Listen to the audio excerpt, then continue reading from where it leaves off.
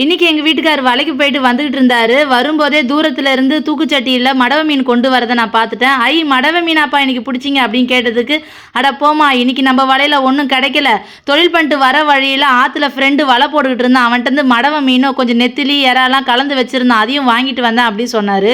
அப்புறம் என்னங்க, வலையில தான் ஒன்றுமே ஆப்பிடல, அட்லீஸ்ட் சாப்பிட்றதுக்கு மடவை மீனாவது கிடச்சிதேன்னு சொல்லிட்டு மனசை தேத்திக்க வேண்டியதுதான்.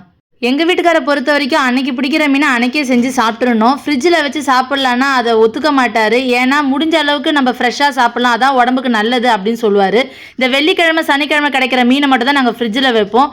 பாருங்கள் மீன் எவ்வளோ சூப்பராக ஃப்ரெஷ்ஷாக இருக்குன்னு பாருங்கள். செவில் எவ்வளோ ஃப்ரெஷ்ஷாக இருந்தால் இவ்வளோ ரெட்டாக இருக்குன்னு பார்த்துக்கோங்க நீங்களே. விளையாட்டுக்கு மீனை நாளைக்கு சமைக்கலான்னு சொன்னதுக்கு,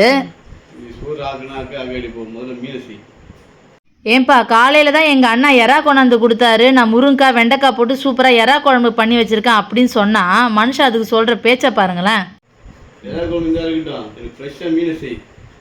எங்கள் வீட்டுக்கார் எப்போவுமே இப்படி தாங்க, பசங்களுக்கு முடிஞ்ச அளவுக்கு ஃப்ரெஷ்ஷான மீன் கொடுக்கணுன்னு தான் ஆசைப்படுவார். நான் கடன் நெத்திலியை க்ளீன் பண்ணி எடுத்துகிட்டு வந்தால் என் பசங்க, அம்மா இது சாப்பாடுக்கெல்லாம் வேணாம், எனக்கு இப்போவே ஸ்நாக்ஸாக செஞ்சு கொடுங்கன்னு அப்படி சொல்லிட்டானுங்க.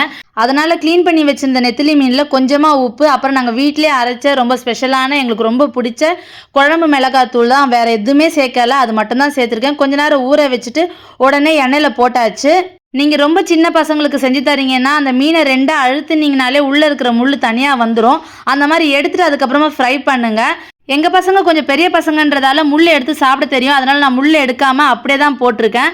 இந்த மீன் ரொம்ப சாஃப்டாக இருக்கும், அதனால் பச்சை புள்ளையை தூக்குற மாதிரி ரொம்ப மெதுவாக பெரட்டி போடணும், இல்லைன்னா நெத்திலி மீன் உடஞ்சிரும். என்னதான் பார்த்து பெரட்டினாலும் எனக்கு கொஞ்சம் மீன் உடைய தான் செஞ்சது. இருந்தாலுங்க சும்மா சொல்லக்கூடாதுங்க, டேஸ்ட்டு அல்டிமேட், அவ்வளோ சூப்பராக இருந்தது. ஏன்னா வீடியோ எடுக்க கூட விடலை, அவங்க அவ்வளோ சீக்கிரமாக அதை சாப்பிட்டு காலியும் பண்ணிட்டாங்க. மடவை மீன் சமைக்கிறது க்ளீன் பண்ணுறது ஃபுல் வீடியோ போட்டிருக்கேன் பாருங்கள். மடவை மீனை பற்றி நிறைய இன்ஃபர்மேஷனை அடுத்த வர வீடியோக்கெல்லாம் பார்க்கலாம்.